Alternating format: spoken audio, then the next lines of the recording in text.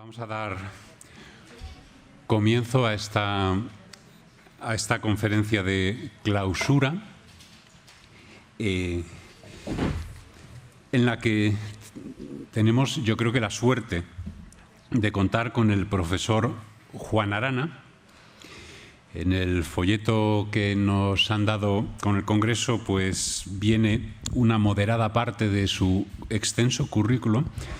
Me decía ayer que este año pues se ha jubilado y yo ya me lo imaginaba dando vueltas por las calles de Sevilla mirando los naranjos y oliendo el azahar, y me dice que bueno, me he jubilado, he escrito unos 12 artículos, estoy ahora acabando de editar un libro en homenaje a un amigo. Bueno, Juan Arana es impresionante. A mí, biográficamente, mi encuentro con él fue durante un curso de doctorado en nuestra alma mater común, la Universidad de Navarra, y bueno, consiguió que yo leyera por iniciativa propia algún libro sobre agujeros de gusano y ciencia en general, cosa que no había hecho en mi vida. Pero fue un curso de doctorado tan apasionante en torno a la idea de materia, energía, tal, que bueno, que luego quizá me sirvió para no entender alguna película de estas de Nolan, pero desde luego para disfrutar muchísimo y para darme cuenta de que me falta todo un mundo por conocer. Catedrático de Filosofía en la Universidad de Sevilla, académico de número de la Real Academia de Ciencias Morales y Políticas de Madrid. Ha sido profesor en diversas universidades españolas, extranjeras, 20 monografías, 250 capítulos de libros, artículos en revistas científicas y, desde luego, por mi experiencia como oyente en diversas ocasiones, pues un apasionante conferenciante. Sin más, le doy la palabra con el título Transhumanismo y conciencia. Muchas gracias. Bien. Bueno, pues empezando igual que mi amigo Javier, pues la suerte es mía por estar aquí esta tarde con ustedes y abusando de su paciencia y de su capacidad de llegar hasta el final. Efectivamente, en ese sentido tengo que darles la enhorabuena. Y a mí por esta invitación y al equipo que ha dirigido tan maravillosamente este congreso, y en particular a María Lacalle, a Elena Postigo y a Olivia Núñez, personas que me han facilitado, que me han elegido y que me han puesto aquí en esta tesitura. Pero, en fin, yo creo que no estamos para perder el tiempo con preámbulos, así que, si no les parece mal, vamos a empezar ya con esta ponencia, que voy a leer también para asegurarme de que no me paso de tiempo. Tengo una presentación de PowerPoint que no sé exactamente cómo tengo que hacer para ponerla en marcha. Aquí en la pantalla la tengo ya. Y se supone que alguna magia ha de ocurrir para que también aparezca. Sí.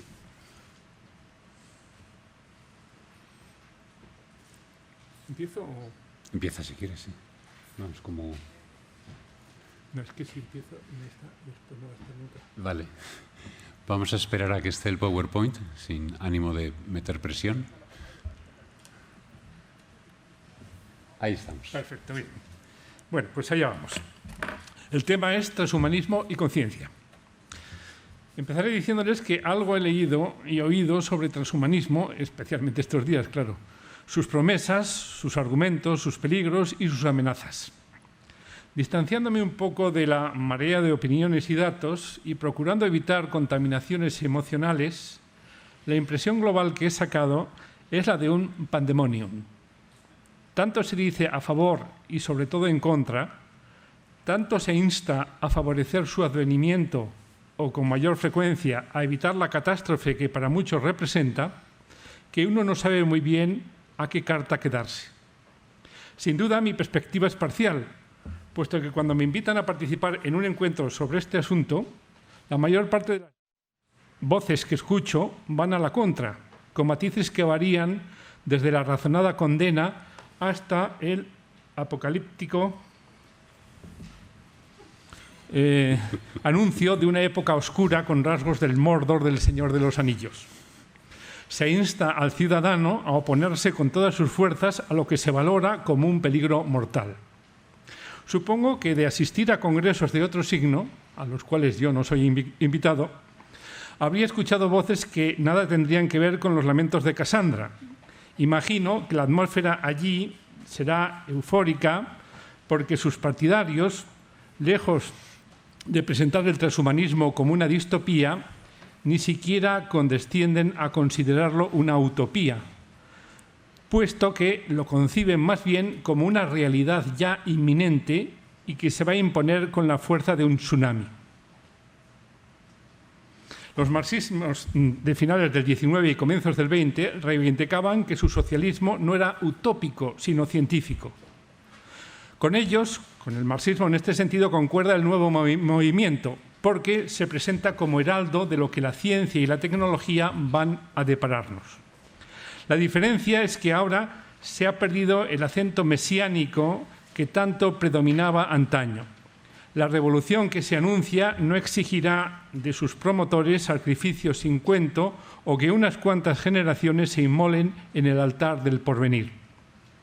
No es en el campo de batalla, la agitación callejera o la huelga general revolucionaria donde se consumará lo que se interpreta como destino forzoso de la evolución planetaria. Todo lo contrario. Los laboratorios, los claustros universitarios y los consejos de administración de las empresas serán los escenarios de unos cambios que se anuncian pacíficos en sus prolegómenos, aunque seguramente no así en sus consecuencias últimas. Esta vez el vuelco social no vendrá de abajo arriba, sino de arriba abajo. Bien entendido que se trata de un arriba referido no tanto a los poderes tradicionales, como el dinero o las armas, sino al empuje de la inteligencia, de una superinteligencia que se alumbrará a sí misma, pese a quien pese, se oponga a quien se oponga, y supongo que habría que añadir también lo promueva quien la promueva. Lejos de resultar una esforzada epopeya, muchos enuncian la llegada del transhumanismo como un teorema, un automatismo.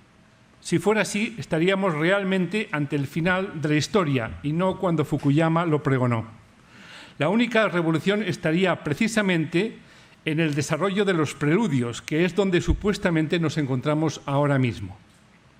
Así pues, la cuestión no sería qué va a pasar, sino cómo y cuándo. El panorama que describo tal vez valga únicamente para la variante del transhumanismo que propongo llamar fuerte, por analogía con la versión extrema de la inteligencia artificial. Semejante transhumanismo es una ideología mucho más radicalmente anticristiana que las que anteriormente lucharon contra el cristianismo, porque si de alguna manera le asistiera la razón, sería absurdo que Dios se hubiese encarnado en una criatura tan efímera como el hombre. No obstante, hay aquí un punto de sorprendente convergencia. A diferencia de las revoluciones románticas, como la marxista, la transhumanista sostiene que el timón de la historia no está en manos del hombre. El cristiano sabe, por su parte, que la historia está en manos de Dios y que a nosotros nos queda la alternativa de colaborar o de oponernos a una fuerza que nos sobrepasa. A su vez, el transhumanista está convencido de que nadie podrá parar la rueda de la tecnociencia. Tanto da que uno pretenda acelerarla con todas sus fuerzas o que intente frenarla. Nick Bostrom es uno de los que más lúcidamente ha captado este carácter presuntamente ineluctable de la profecía transhumanista, aunque luego se haga, me refiero a Bostrom, la ilusión de que es posible captar la benevolencia de la superinteligencia resultante, de suerte que no nos arrumbe como desechos o elementos desechables del progreso. No es alentador pensar que solo podremos aspirar a que lo posthumano se apiade de nosotros como nosotros nos apiadamos de los orangutanes o de los osos panda. Por otra parte, resulta bastante dudoso que lo haga, sobre todo cuando hasta una supermáquina de hacer clips podría borrarnos del mapa sin pestañear en el supuesto de que nuestra presencia le impidiese optimizar su producción. Muy celebradas han sido durante demasiado tiempo las denominadas leyes de Asimov. Según la primera, ningún invento nuestro debiera ser programado para dañar a los humanos. sería muy de considerar si se tratara de formular un deseo ante una mágica hada madrina. Pero como ha puesto de relieve el propio Bostrom, no hay medio de hacer entrar en la estrecha mente de un aparato regido por inteligencia artificial, por muy evolucionada que sea, el analógico concepto de daño que manejamos los humanos. Cualquier intento de convertir en unívoca la difusa semántica que utilizamos desemboca en un fiasco en cuanto damos unos cuantos pasos. Al final, ocurre como en el relato La pata del mono de William Jacobs. La formulación de cualquier deseo interpretada rigurosamente ad literam se vuelve terroríficamente contra las intenciones implícitas de quien lo expresó. La desconsolada madre pide que vuelva su hijo muerto, pero quien llama a su puerta es un cadáver putrefacto y así sucesivamente. Por eso es muy necia la ingenuidad de los bienpensantes del progreso técnico. Oliver Siegel, por ejemplo, pretende que las cacareadas leyes asimovianas se graben en todos los microprocesadores y se conviertan en una especie de principio constitucional inviolable previo a cualquier otro código, cuando el propio Asimov solo las ideó para mostrar lo problemáticas que resultaban y la cantidad de historias literariamente interesantes que daban lugar sus efectos colaterales perversos. Es dificilísimo asumir el papel de Dios providente. De hecho, lo único seguro es que si tratamos de conseguirlo, repetiremos la historia que cuenta Goethe en su balada El aprendiz de brujo. Incluso los transhumanistas más fanáticos lo sospechan con mayor o menor nitidez. Así, Ray Kurzweil expone en el libro La singularidad está cerca que la nanotecnología nos proporcionará la inmortalidad haciendo que por nuestras venas y arterias circulen microscópicos robots en lugar de glóbulos rojos y blancos. Sin embargo, tropieza en ese mismo libro a renglón seguido con el inconveniente de que nuestros organismos serán entonces mucho más vulnerables a los virus informáticos de lo que ahora mismo lo son a los biológicos. No he sacado la impresión de que consiga resolver ese pequeño inconveniente. La futurología de muchos transhumanistas tiene un depósito de combustible repleto de agujeros. Si lo hasta ahora expuesto le resulta ambiguo, voy a intentar precisarlo así. El impacto de la ciencia y la tecnología sobre el ser humano y su identidad biológica va a ser enorme dentro de muy poco. Aquí está el punto fuerte de los transhumanistas. Pero, y este es el punto débil, resulta incierta la posibilidad de que unos pocos círculos de poder o unos cuantos países o incluso la humanidad en general controlen esos cambios y los dirijan hacia el bien común. Entiéndase cómo se entienda eso de bien común. El tren del cambio va a toda máquina, pero nadie está al volante en la cabina de mando. Dentro de ella hay una melé donde muchos pugnan por hacerse con el control, sin que nadie prevalezca del todo por ahora. Una consideración mínimamente desprejuiciada de la situación es que, aun en el supuesto de que un gobierno o autoridad mundial acabara imponiéndose, los esfuerzos para mejorar este planeta están por completo en precario. Es inmensa la cantidad de alternativas que suscita la edición genética, la utilización de prótesis informáticas o la robotización, pero casi todas son adversas al futuro de nuestra especie e incluso de cualquier otra que surja para sustituirla. El tiempo que se ha tomado la naturaleza para lograr organismos también adaptados y también equilibrados unos con otros, como los que actualmente pueblan este planeta, ha sido de varios miles de millones de años. Y eso contando con un filtro tan despiadado y eficiente como la selección natural.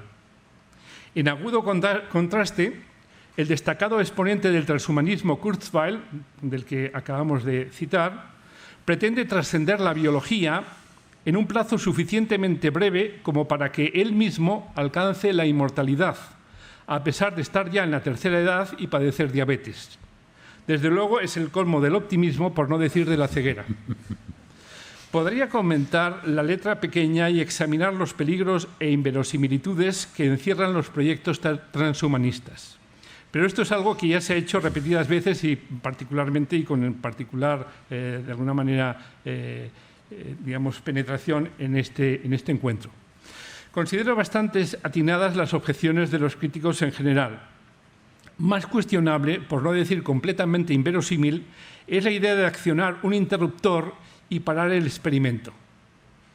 Dado que ni siquiera hemos sido capaces de moderar las emisiones de CO2 y demás gases invernaderos, a pesar de la casi unanimidad que hay sobre la conveniencia de hacerlo, ¿cómo podríamos conseguir frenar en seco un movimiento que en sus primeros pasos es indistinguible de la mera aspiración al mejoramiento de la especie humana? Casi nadie quiere renunciar a curar de raíz las enfermedades genéticas o de otro tipo. Todos aspiramos a ser más fuertes, más guapos, más listos y mejor integrados socialmente. El problema es que en esta línea de mejoras no se divisa ningún paradigma de virtud perfecta, ningún momento en que resulte obligado o deseable decir hasta aquí y no más allá. Para eso sería preciso poseer un concepto definido de esencia o de naturaleza humana. Algunos todavía creemos en él, aunque hayamos desesperado de objetivarlo.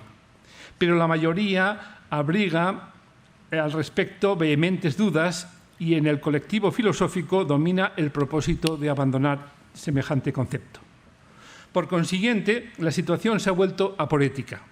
Hemos subido a un convoy para huir de los males que nos aquejan y obtener los bienes que anhelamos, pero no sabemos dónde convendría detenerlo, ni seríamos capaces de conseguirlo, aunque cundiera la sospecha de estar al borde de crear una raza de monstruos o bien una casta de ingratos enemigos cuya primera providencia será o sería acabar con nosotros.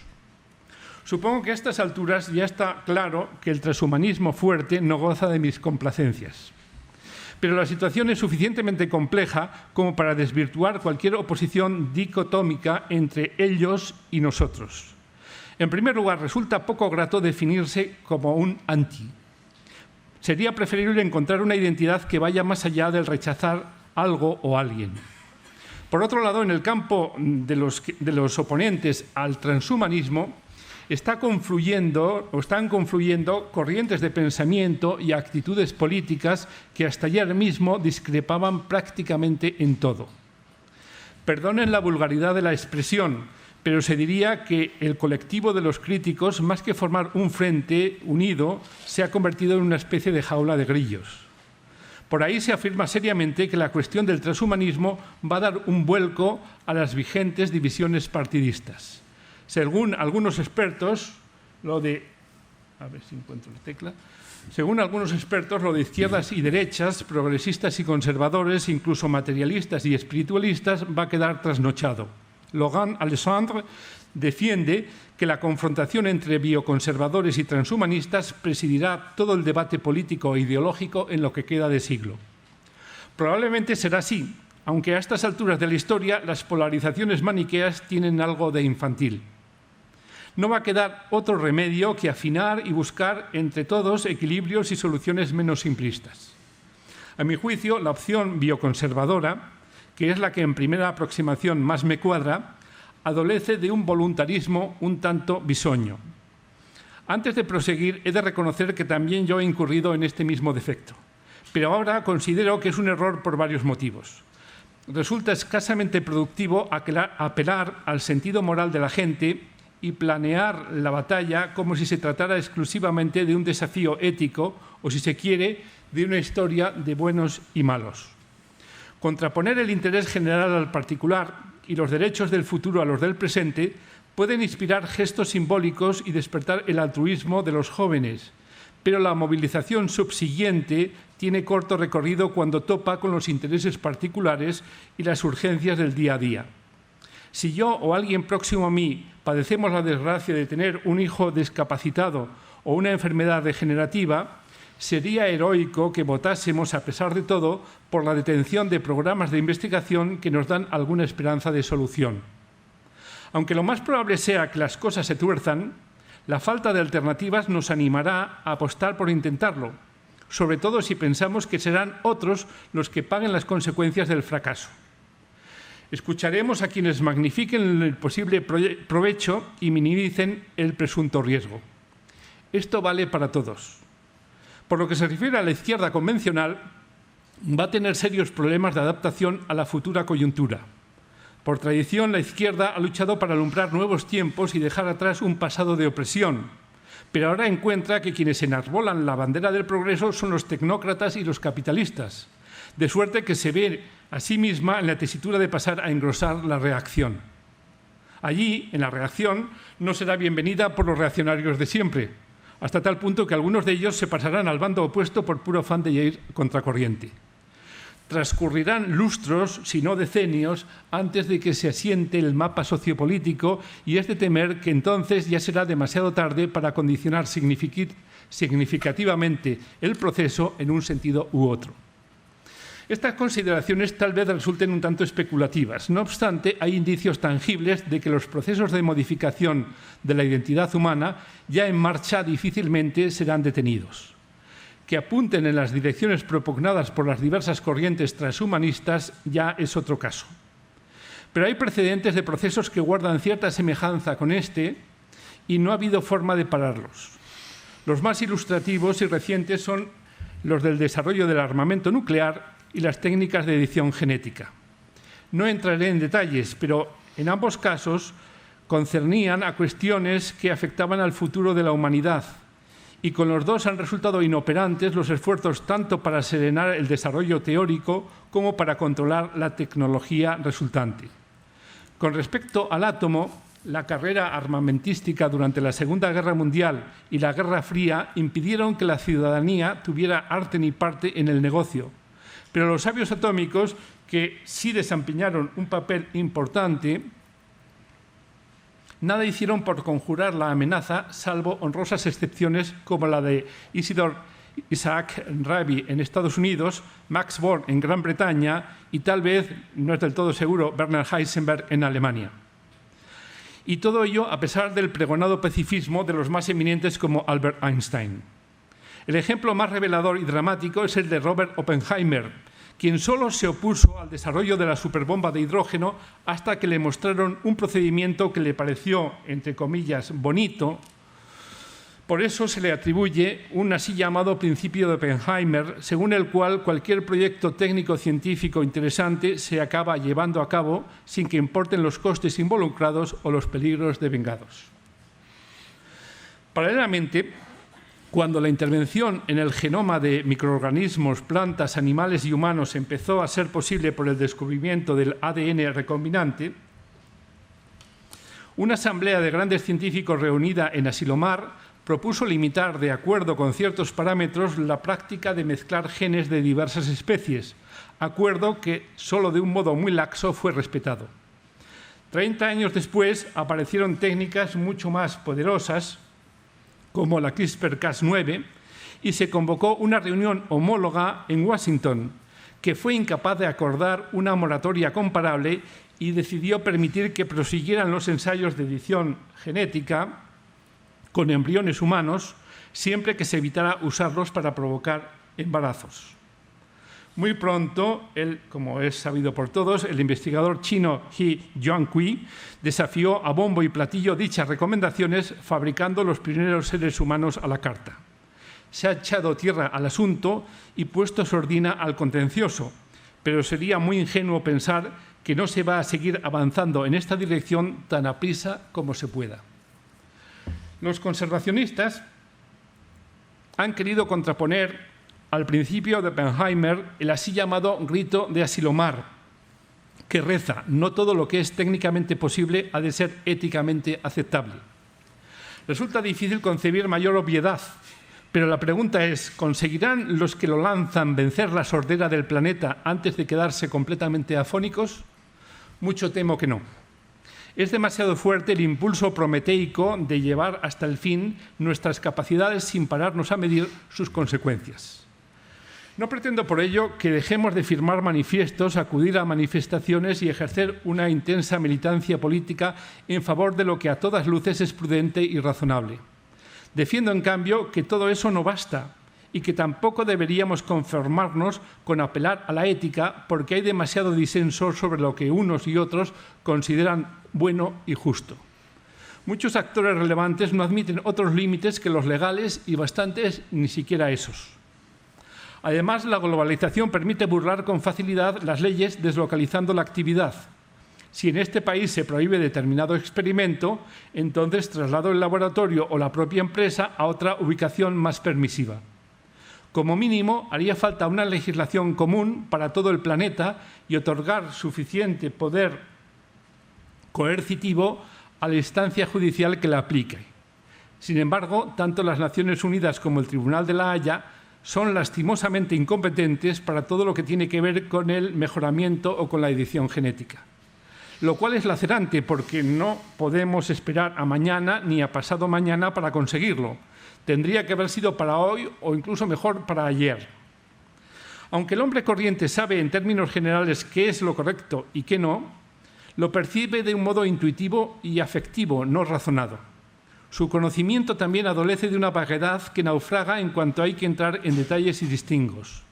Frente a la indiferencia e impotencia del ciudadano medio, existe una minoría de fanáticos del cambio desbocado que se da mucha maña para generar grupos de presión e influir en las instancias que deciden.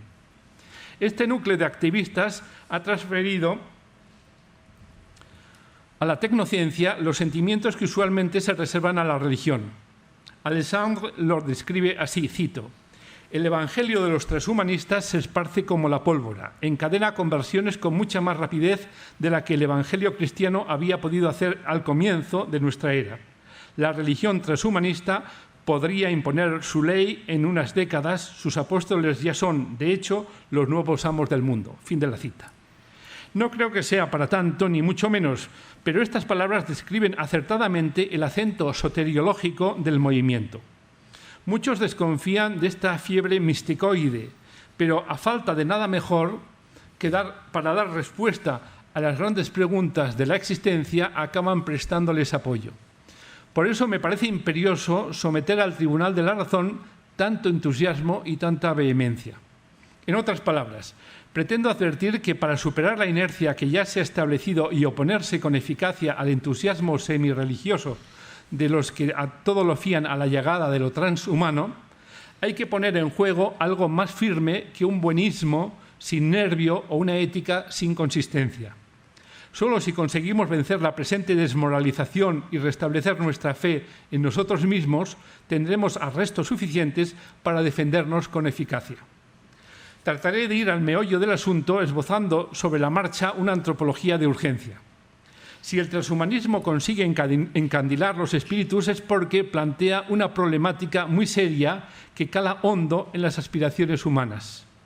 Jorge Luis Borges afirma con mucha finura que el atractivo de la literatura depende de suscitar en el lector el sentimiento de la inminencia de una revelación que finalmente no llega a producirse. Desconfío de que se lleguen a materializar la mayoría de las promesas o amenazas del transhumanismo, pero desde luego han conseguido suscitar en el público el barrunto de que está a punto de abrirse paso entre nosotros un elemento de infinitud. Es lo que Kurzweil llama singularidad, Bostrom superinteligencia y otros autores de distinto modo. Mas cuando se examinan con detenimiento los argumentos aportados, resulta que en el fondo poseen la estructura de una pirámide invertida, la misma que tantas veces ha servido para perpetrar estafas financieras, aunque no pretendo acusar a nadie de engaño premeditado. ¿No les suena la cantinela? Si se diera la posibilidad de multiplicar sistemáticamente por 2, por 3 o por 4 las ganancias de cada inversión en el campo del conocimiento y las reinvirtiéramos íntegras una y otra vez, al cabo de 50 o 60 ciclos nos veríamos tan repletos de conocimientos como ahitos de arroz aquel inventor del ajedrez que pidió como premio por su invento un granito en la primera casilla, 2 en la segunda y así sucesivamente hasta la 64. Ni siquiera se detienen ahí los profetas del nuevo credo, puesto que se proponen doblar su apuesta no 64 veces, sino todas las que el tiempo y el espacio cósmico dan de sí. Frank Tipler escribió hace tiempo un libro que yo considero precursor del transhumanismo fuerte, titulado Física de la Inmortalidad. En él, después de reducir a una determinada cantidad de bytes cada una de las existencias humanas, emprendía una loca carrera para preservar y potenciar esa información, lo que implicaba expropiar toda la materia y energía disponibles para construir y mantener activos los correspondientes repositorios. Proyectaba algo así como un agujero negro para acumular datos que acabaría devorando el planeta, el sistema solar, la galaxia y, por último, el resto del universo. ¿Qué consecuencias conviene extraer de estas elucubraciones?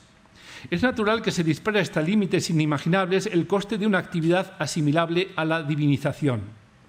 Cuando se abre un horizonte escatológico, el transhumanista preconiza transformar la progenie poshumana en una instancia infinitamente sabia y poderosa. De manera no muy diferente, algunos pagan los altos réditos que han prometido a sus inversores con capitales aportados por nuevos clientes a quienes atraen con el mismo señuelo. El negocio podría prolongarse indefinidamente si el número de tontos con dinero fuera infinito. Ni el hombre ni el planeta Tierra dan para tanto y ese es el punto flaco del proyecto transhumanista. Sus valedores lo ocultan pronosticando para el porvenir cosechas inagotables de maravillas tecnocientíficas.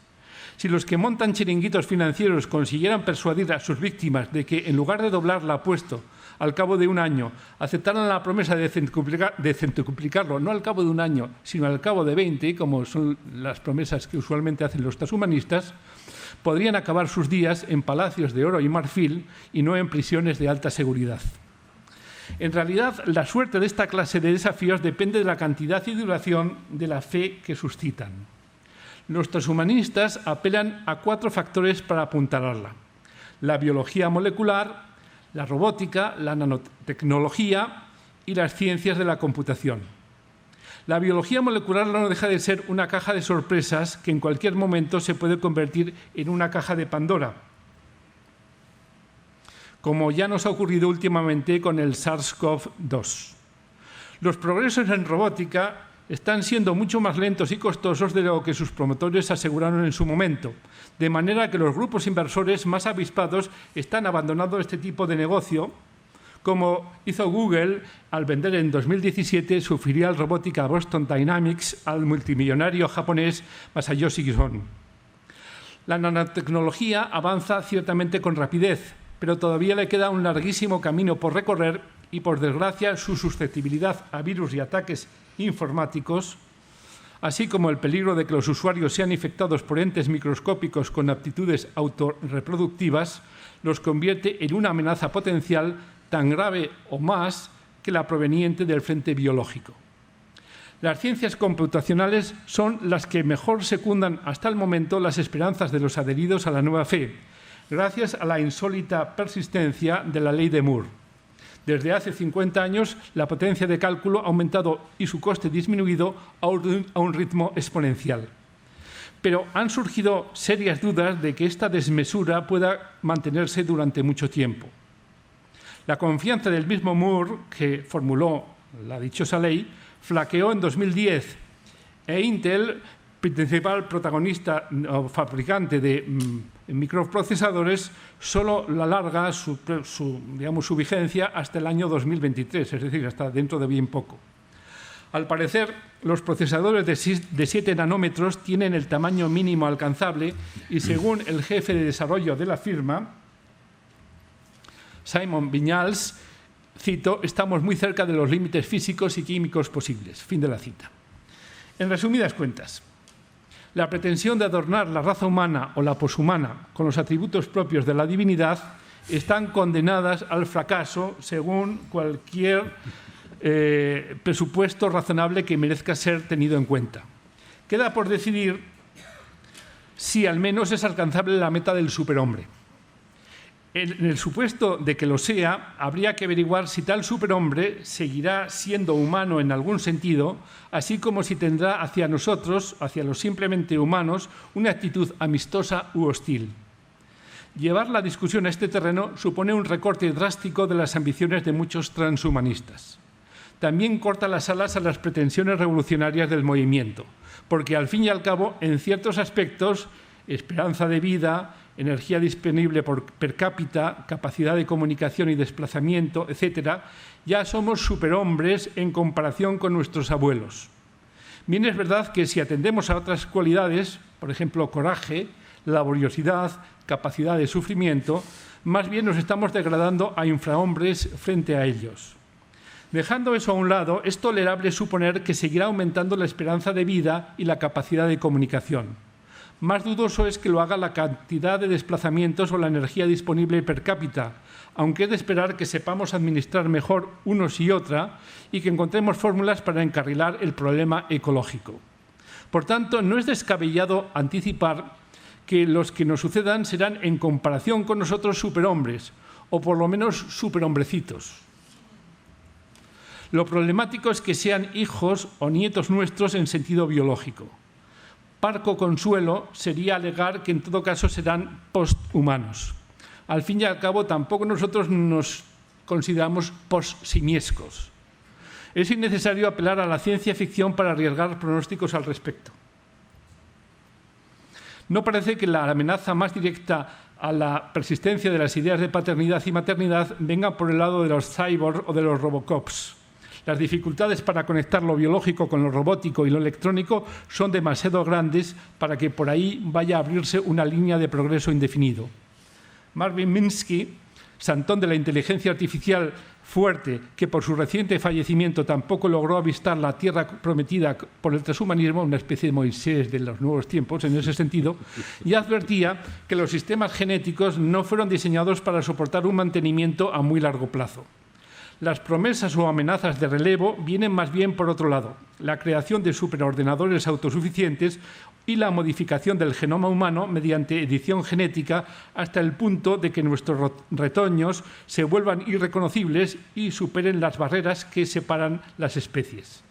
En realidad, estas barreras separadoras entre las especies es un decir, porque en el día a día no suelen darse discontinuidades reconocibles como tales. Seguramente no hubo una primera gallina engendrada por un último ejemplar de la especie ancestral, ni tampoco un último Homo habilis, padre del primer Homo erectus. Por otro lado, en el caso del hombre no está nada claro que la perspectiva biológico-evolutiva lo abarque absolutamente todo, ni parece legítimo excluir que en su origen haya habido una solución de continuidad, es decir, un elemento disruptivo, por decirlo de otra manera, puesto que tanto lo mental como lo cultural no tienen prácticamente ningún parangón en las existentes formas vivientes. Científicos y filósofos de orientación naturalista, por no decir crasamente materialista, han excluido más dogmática que razonadamente esta posibilidad de una discontinuidad, de un salto, de un hueco verdaderamente imposible de saltar entre la especie humana y las restantes especies biológicas. Pero hete aquí que los transhumanistas, aunque todos ellos sean de filiación naturalista, o por lo menos la inmensa mayoría de ellos, postulan, sin embargo, una línea de ruptura en la gradación de la vida, porque los superordenadores o superhombres que proyectan resultarían de maniobras puntuales efectuadas en los laboratorios o gabinetes de desarrollo. Desde el punto de vista filosófico, el transhumanismo no inquietará en serio a quienes sostengan, a quienes concretamente yo me sumo a ellos, la tesis de que en el hombre hay aspectos que no se dejan explicar con los procedimientos de las ciencias de la naturaleza. Cuando se parte de este presupuesto o se llega de alguna manera a él, toda la empresa transhumanista se convierte en una quimera desprovista de sentido. Por consiguiente, aceptar la tesis naturalista es condición, es decir, la tesis de que el hombre se puede explicar al 100% con los procedimientos de la ciencia natural, es condición de posibilidad para un proyecto transhumanista libre de la falacia de la ignoratio elenchi.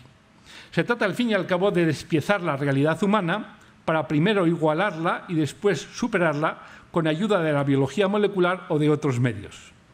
Pero eso no está demasiado claro, por eso no está demasiado claro cómo se puede ser naturalista y a la vez impugnar el transhumanismo. Dado que el naturalismo defiende que, en definitiva, todo lo humano es perfectamente explicable por la ciencia de hoy o de mañana. Lo digo porque hay muchos que se declaran naturalistas y, sin embargo, se oponen al transhumanismo, cuando me parece que, en cierto modo, es su conclusión natural. Ahora bien, si la ciencia fuese capaz de realmente explicarlo absolutamente todo, ¿por qué no también de emularlo e incluso de superarlo? Las objeciones de los naturalistas opuestos al transhumanismo tienden más bien a subrayar lo remoto de su ideal, el estado relativamente atrasado de la ciencia presente, los costes faraónicos del proyecto, los riesgos que conlleva, lo inoportuno de querer forzar la marcha de la tecnociencia con objetivos desmedidamente exigentes, la injusticia de proponer metas que a lo sumo estarán al alcance de los países ricos o de las clases acomodadas, etcétera, etcétera. Razones, en definitiva, prudenciales, económicas, políticas o de igualdad social, pero no alegaciones relativas a la imposibilidad misma de la empresa, ni objeciones éticas de fondo. Para el naturalismo no existe en el hombre ningún factor o elemento de superior categoría que determine diferencias insalvables con respecto al resto de los seres naturales, animados o inanimados. Por eso hay que reconocer la coherencia de Peter Singer cuando afirma que no ve por qué ha de tener más derechos un niño recién nacido que un cerdo adulto. Y es frase literal. Tampoco pretendo afirmar que todos los naturalistas deberían afiliarse sin dudarlo al transhumanismo. Fuerte. Ahí están voces tan autorizadas como la del profesor Dieguez para documentarlo. Pero dudo de que sean capaces de asentar sus reservas sobre otras consideraciones que las de tiempo, costes y justicia distributiva. En cambio, el no naturalista, como por ejemplo yo mismo, debe llegar mucho más lejos y poner en servicio medios de refutación más vigorosos. Lo cual no significa que tenga que defender la superioridad de los seres humanos sobre las producciones de la tecnociencia desde cualquier punto de vista. Es obvio que una calculadora de bolsillo suma mejor que el campeón mundial de cálculo mental y que un simple pendrive supera en retentiva a Funes el memorioso. Lo único indispensable es conseguir argumentar con éxito que hay algo en el hombre que definitivamente está fuera del alcance de la ciencia natural presente y por venir. Algo, añadiría, que no resulte extremadamente recóndito o sutil y que además sirva para asentar la identidad existente humano de forma que marque distancias insalvables con el resto de los habitantes conocidos del cosmos o con las presumibles conquistas de la ciencia venidera.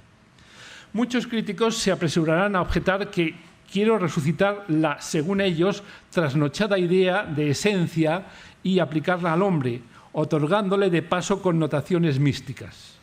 Por mi parte, no estoy tan convencido de su caducidad, me refiero a la caducidad de la noción de esencia, pero no es esa la batalla que voy a entablar en este momento. Bastará advertir que los refutadores de las esencias suelen remedarlas, suelen de alguna manera resucitarlas enseguida con vocablos o perífrasis más o menos equivalentes, llámense aires de familia, rasgos identitarios, parámetros constantes, peculiaridades, patrones morfológicos, etcétera, etcétera. Cualquiera de ellos me vale y de paso evitaremos otra tediosa disputa terminológica más. No pretendo definir de modo unívoco la esencia del hombre ni cualquiera de sus sucedáneos. En realidad, solo las nociones de la lógica y la matemática admiten ser definidas así, de un modo inequívoco. Siguiendo el ejemplo de Popper, aspiro a ser claro y preciso, en cambio, solo hasta donde se pueda, que no es mucho. Ocioso añadir que no presumo de original. La originalidad es muy conveniente en arte y en literatura, pero en filosofía está sobrevalorada, lo cual tampoco justifica que nos conformemos con repetir lo que otros dijeron.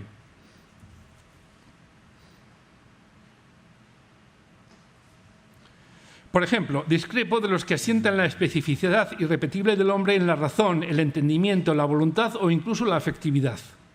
Son, por supuesto, atributos que se dan en nuestra especie con acentos propios muy peculiares.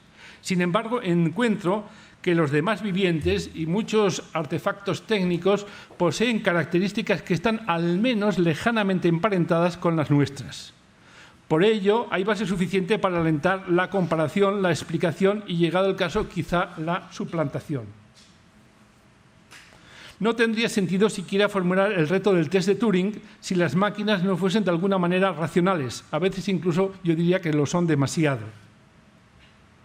También es perfectamente conforme a la razón el modo en que Leopardo, es decir, es razonable, el modo en que Leopardo acecha a su presa y se abalanza sobre ella.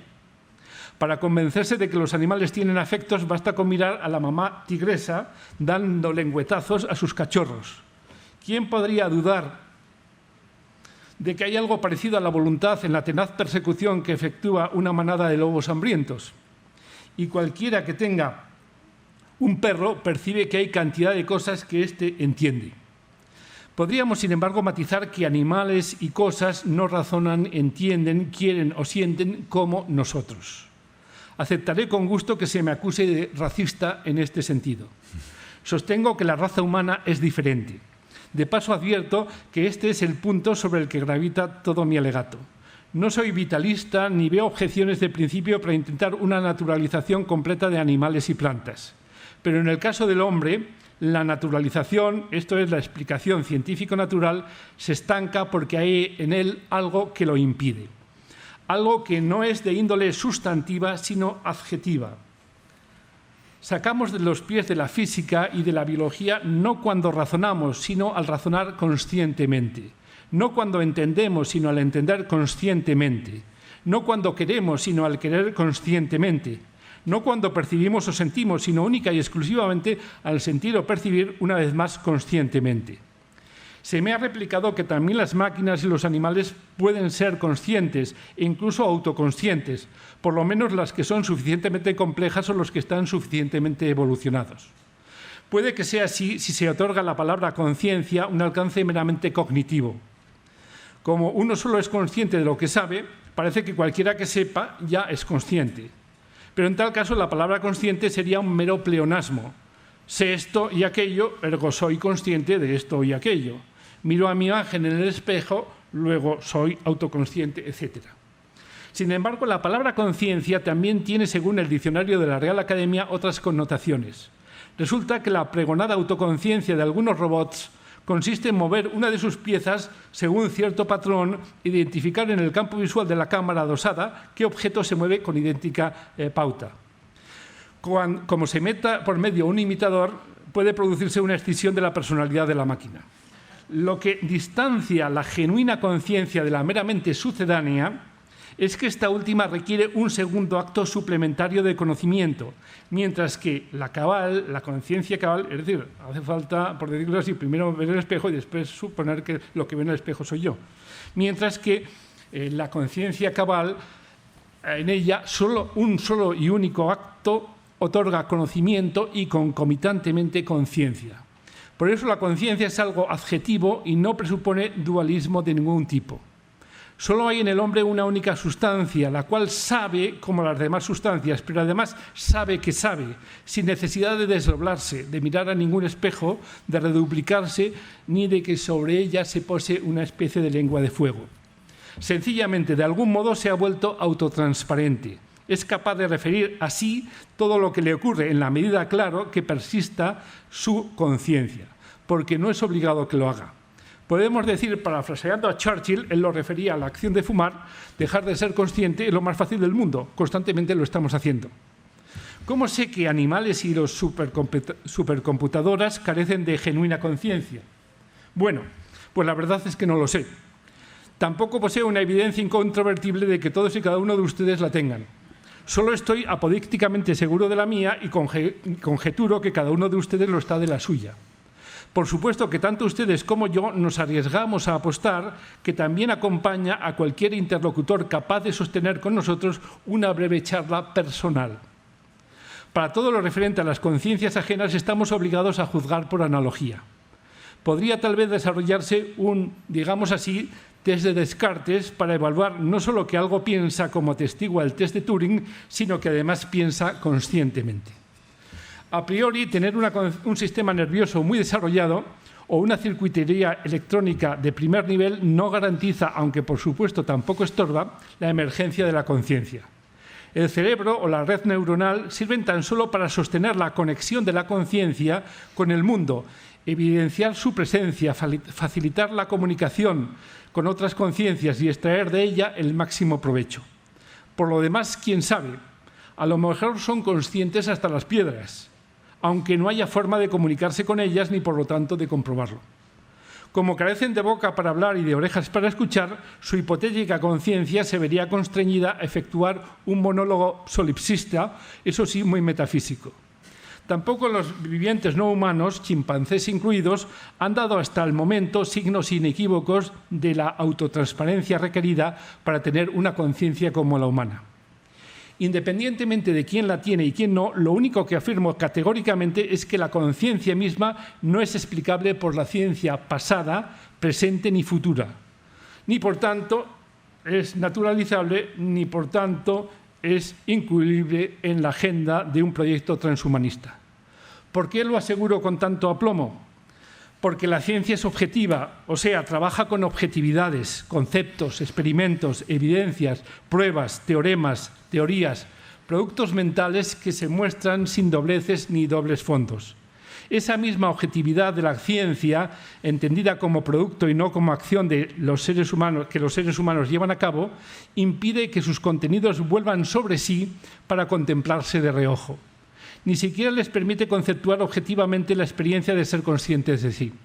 Los contenidos de la ciencia pueden y deben ser reflexionados, pero tal reflexión no la ejerce la propia ciencia, sino el científico mediante actos ulteriores de objetivación, para lo cual está habilitado precisamente porque él sí tiene conciencia, mientras que cualquier ciencia digna de tal nombre está perfectamente libre de contaminaciones subjetivas.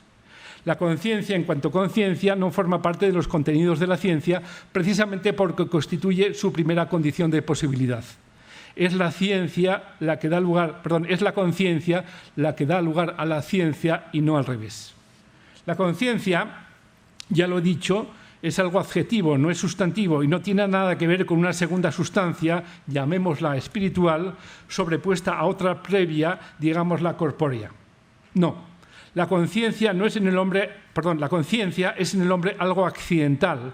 Por eso tratamos en adquirirla y la perdemos tan fácilmente. Lo único esencial al hombre es la aptitud para alcanzarla cuando se den las condiciones precisas. Y por eso siguen siendo dignos personas que no están en condiciones de ejercer la conciencia o todavía no la ejercen o ya no pueden ejercerla más. Bien, aun contando con todas estas limitaciones, tanto más importante resulta que lo humano la contemple como facultad, porque gracias a ella se consigue nada menos que espiritualizar la sustancia matriz. Es decir, una sustancia que era plenamente natural, como era el último australopiteco, de repente se convirtió en una sustancia que tiene una dimensión espiritual en el momento en el que la conciencia, en cierto modo, se la otorgó. La conciencia trasciende a lo meramente cognitivo. Es un autoconocimiento que convierte en yo a su propietario.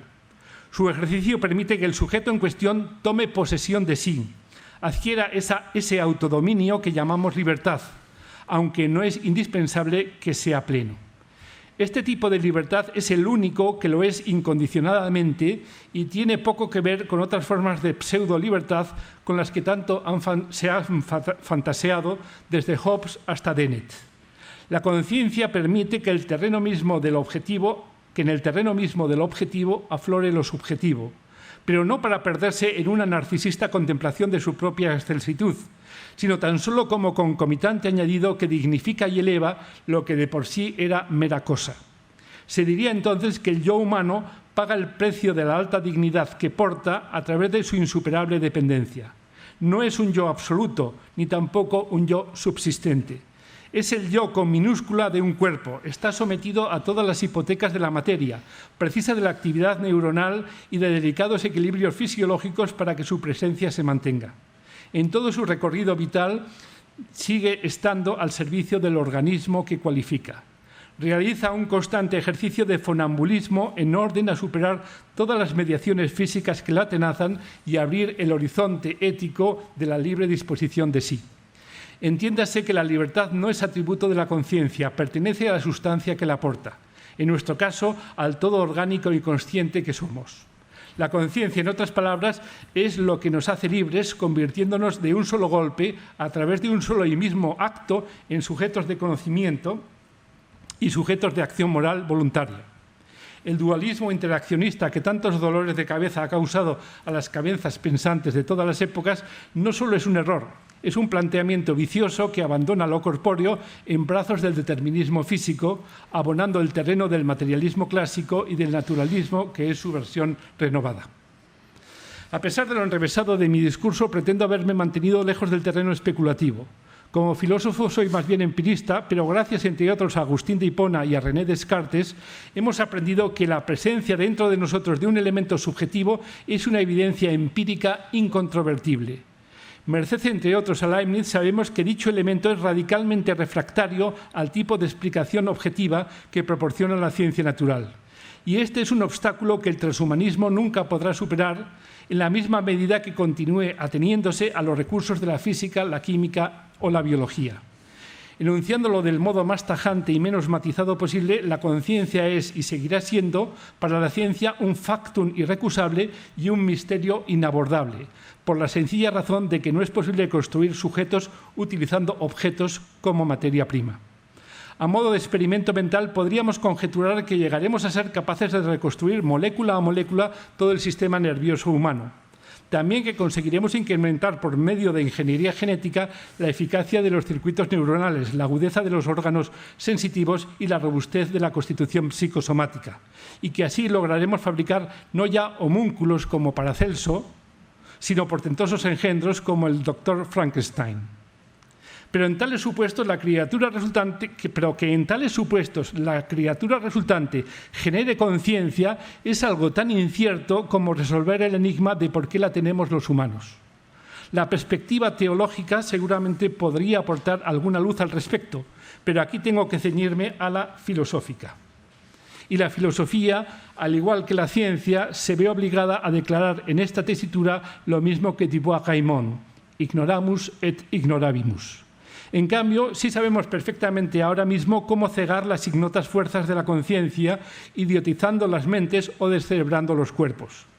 Lo más probable es que si seguimos tocando teclas al azar dentro del cerebro, enredando ad libitum con los genes y suplantando sin ton ni son la acción humana por sistemas computacionales sin alma, en lugar de una playa de superconciencias, consigamos obtener un páramo desierto de cualquier rastro consciente. Ojalá que tal cosa no ocurra nunca, pero lamentablemente no será por haber dejado de intentarlo. Gracias.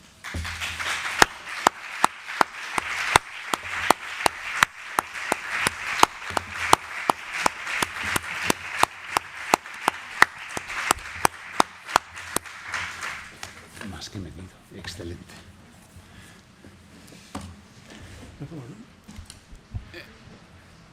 Vale, me dice Elena que tenemos tiempo para 2 intervenciones, para 2 preguntas. Nos viene una desde la consciencia virtual.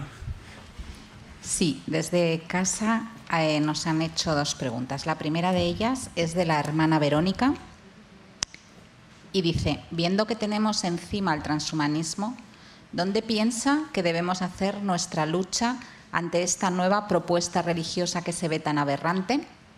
¿O piensa que no hay batalla ahí porque va a caer por su propio peso?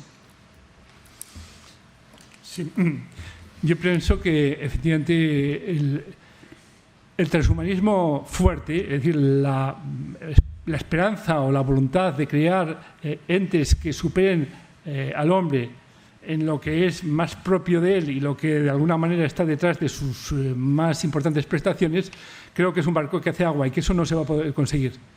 Pero sí creo, o sea, no creo que se pueda conseguir el superhombre, pero creo que es bastante fácil arruinar al hombre.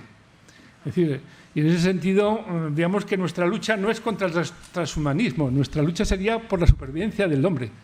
Y para eso sería bueno que cultivásemos aquello que nosotros es más preciado y más imposible de alcanzar y de tocar con los medios, por decirlo así, de la tecnociencia, ¿no? Y eso, pues como he tratado de alguna manera de expresar en la última parte de la conferencia, es la conciencia en este sentido de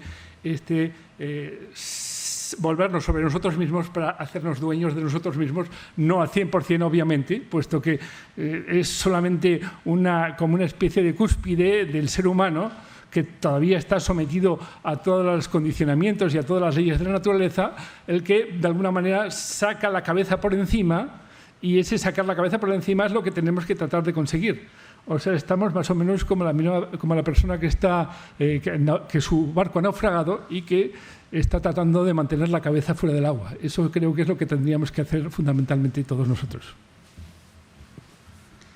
Muchas gracias. ¿Hay otra de la sala? Por favor. Muchísimas gracias por la conferencia, Juan. Estos 2 días han estado estupendos. O sea, también mi enhorabuena a la organización y a todas las personas que han participado. Quería simplemente hacer un apunte al tema de la conciencia que has tratado, porque mencionas que lo que le hace irreductible o diferente a los demás es la reflexividad, y pensando en Husserl, en la fenomenología, que habla de la intencionalidad, del ser consciente de una conciencia que está siempre volcada a algo que no es ella, del yo como este punto que unifica toda la experiencia y del cuerpo vivido, si esta conciencia que nos diferencia de la máquina no sería mucho más amplia e incluiría cualquier contenido de la conciencia en la medida en que no hay alguien que siente, que piensa o que es consciente de algo. Sí, claro, el problema es cómo ese alguien surge. Es decir, el problema es la constitución del yo. Es decir, puede haber conocimiento sin yo. Incluso, de hecho, Popper tiene conocimiento objetivo, ¿no? Es decir, podemos decir que, bueno, yo creo que las matizaciones que ha hecho esta mañana el profesor Alfredo Marcos son muy atinadas en el sentido de que, bueno, una cosa es, por decirlo así, generar algo que, interpretado por un ser humano, podemos considerar como conocimiento, y podemos decir que esta es una máquina muy lista porque consigue hacer algo que yo interpreto como la jugada que tengo que realizar para conseguir el jaque mate en mi partida de ajedrez. Jugada que a lo mejor yo hubiese sido absolutamente incapaz de conseguir. Pero, en cierto modo, la prestación que hace la máquina es una prestación, por decirlo así, puramente objetiva. Es decir, no hay nada en ella, nada personal. Y si falta lo personal, falta, digamos, en cierto modo, la guinda del pastel. Pero esa guinda es absolutamente esencial. Porque si no se pusiese guinda al primer pastel, no habría un segundo, ni un tercero, ni un cuarto. Es decir, las máquinas no solamente son nuestros competidores, son de alguna manera nuestro producto. Y en ese sentido, la conciencia está en el origen de las máquinas, aunque ellas no tengan conciencia. Y en ese sentido se trata de una dialéctica, por decirlo así, de encontrar... Hay una frase que se decía un poco del tema este de que lo que se nos viene encima, porque la mayor parte del trabajo que actualmente realizamos es muy probable que de aquí a 10, 15 años lo hagan las máquinas. Entonces, había un economista que decía, bueno, es que al final tendremos que aprender a bailar con las máquinas. Es decir, nosotros aprenderemos a bailar con las máquinas solas no saben bailar. Porque, de alguna manera, para ser bailar hay que constituirse como sujeto de alguien que genera la danza, que es, digamos, el que está detrás, ¿no? Entonces, lo que tendremos que aprender, en cualquier caso, es ponernos por detrás de las máquinas para conseguir que sigan teniendo un sentido y que sigan siendo elementos constitutivos del conocimiento, etcétera, etcétera, etcétera. Y aquí, por supuesto, la discusión habría que proseguir mucho más. Muchas gracias, profesor Arana. A continuación, subirá al estrado la profesora Postigo, Elena Postigo, para hacer un resumen del Congreso.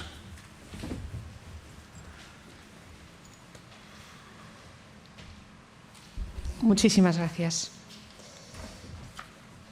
Finalizan estos 2 días tan intensos dedicados a reflexionar en torno al transhumanismo desde perspectivas tan distintas como enriquecedoras, desde la filosofía, la ciencia, la medicina y el derecho, la política, la bioética, la familia, el deporte, la comunicación audiovisual, la teología, entre otras. Ha surgido aquí y allá la pregunta antropológica: ¿quiénes somos y quién es el posthumano? Epistemológica: ¿podrá la ciencia con sus límites responder a los anhelos del ser humano? Ética: ¿qué hemos de hacer para llegar a ser verdaderamente humanos? Y la pregunta por el sentido: ¿para qué? ¿Todo esto para qué? Creo que ha sido el mejor ejercicio práctico de razón abierta y de diálogo interdisciplinar que podríamos imaginar. Y todo esto ha sido gracias a vosotros. Me resulta imposible abarcar y reseñar todas las aportaciones que habéis realizado tanto en ponencias como en comunicaciones, y caería en la simplificación de las mismas, por lo que no lo voy a hacer. Os emplazo a la publicación de las actas del Congreso. Se podrán leer las intervenciones, así como verlas de nuevo online a partir del mes de julio. Deseo agradecer enormemente vuestra participación e implicación. Pienso que hemos dicho mucho más de lo que en realidad dice el transhumanismo. Habéis hecho explícita tanta reflexión implícita en esta corriente o ideología. Las ideologías o movimientos son un conjunto de ideas con una finalidad. El transhumanismo en realidad no es consciente de cuáles son, porque no es una filosofía, sino una praxis, como se dijo ayer. Y aquí han sido explicitadas muchas de ellas. El ser humano como un ser material que se autoconstruye, la perfección física y psíquica como anhelo y deseo, la sustitución o eliminación del humano imperfecto. Transhumanismo como ideología o incluso religión secular neonóstica, se ha dicho esta mañana, pone el énfasis en la transformación de la sociedad mediante el conocimiento, la ciencia y la técnica. Transhumanismo como deseo de superación del cuerpo humano y de alcanzar la vida inmortal en esta tierra.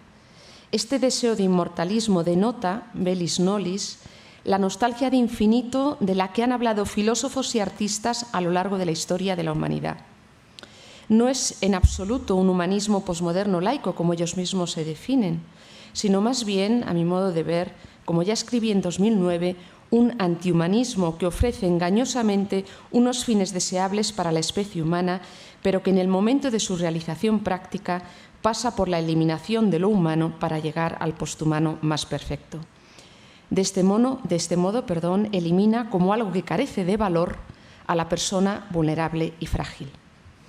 Benedicto XVI escribió en 2007, y cito, «En la actualidad, la bioética, se refiere a la bioética, pero pienso que puede ser aplicable a otras disciplinas. La bioética es un campo prioritario y crucial en la lucha cultural entre absolutismo de la técnica y la responsabilidad moral, y en el que está en juego la posibilidad de un desarrollo humano e integral. Es un ámbito muy delicado y decisivo, donde se plantea con toda su fuerza la dramática cuestión fundamental: si el hombre es un producto de sí mismo o si depende de Dios. Los descubrimientos científicos en este campo y las posibilidades de una intervención técnica han crecido tanto que parecen imponer la elección entre estos dos tipos de razón: una razón abierta a la trascendencia o una razón encerrada en la inmanencia. Estamos ante un out-out decisivo». Fin de la cita. El mismo autor de la expresión razón abierta pone el foco en la cuestión, ¿no? El out-out definitivo. Este es aceptar que el ser humano no es un mero objeto más entre los entes naturales, sino descubrir y asombrarse ante lo que es, Juan Arana lo ha dicho, un misterio, ¿no? La conciencia todavía al menos un misterio, un ser con una dignidad ontológica, con un valor intrínseco. Está en nuestras manos saber usar la ciencia y la técnica de forma prudente y responsable, como nos ha dicho esta mañana el profesor Marcos, al servicio de las personas y del bien común. Quiero recordar también, por último, que quien por primera vez utiliza la palabra transhumanar en realidad no fue Huxley, sino que fue Dante, en el canto primero del Paradiso en la Divina Comedia. Dante llega al paraíso y contempla a Beatrice resplandeciente, revérbera en ella la luz, ¿no? Con una suerte de visión beatífica, está transformada. Y cito también, Paradiso, canto primero, en castellano. «En las eternas ruedas por completo fija estaba Beatriz y yo, mis ojos, fijaba en ella, lejos de la altura, y por dentro me volví al mirarla y transhumanarse referir per verba non si può», dice el texto. Así pues, baste este ejemplo a quien tal experiencia de la gracia. Fin de la cita del Paradiso. Dante aparta la mirada del sol y observa a Beatrice, quien a su vez mira al cielo. El poeta está tan perdido en su apariencia que sufre una transformación imposible de describir con palabras que van más allá de la naturaleza humana. Es ese momento, ese transhumanar, en el que todavía no sabe si está en posesión de su cuerpo mortal o si ya está en otra situación. Desconozco si Huxley leyó a Dante para acuñar la expresión transhumanismo, pero es interesante el uso y la transposición que hace del término transhumano, vaciándolo de su contenido espiritual y trascendente. Y creo que todo el humanismo en realidad es esto: una vaga imagen, vaciamiento y transposición en términos tecnocientíficos de lo que es el ser humano en la visión beatífica, o lo que es la plenitud, ¿no?, a la que está llamado. Un deseo de beatitud, de inmortalidad, al que está llamado a ser todo ser humano, esa sed de trascendencia. Por eso creo que puede decirse en sentido estricto que el transhumanismo es una religión secular tecnocientífica que va al corazón de la creación, a anular la condición de criatura y su vínculo con lo trascendente. Un anhelo, por cierto, que nunca llegará a saciarse, por tanto, un espejismo y un engaño. Seguiremos pensando qué significa ser humanos y trabajando sobre transhumanismo y posthumanismo. Esto no acaba aquí. Seguramente el Instituto Razón Abierta deja abierta esta pregunta con todo lo que se ha dicho para continuar este diálogo. No puedo terminar sin agradecer especialmente a los ponentes su participación e ideas que han enriquecido el Congreso y nuestras mentes. Agradezco al Instituto Razón Abierta por la confianza, al magnífico equipo que he tenido detrás, sin el cual todo esto no hubiera sido posible, y a todos los departamentos implicados para la realización de este congreso, del primero al último. A todos, asistentes, presentes y online. Gracias de corazón a todos.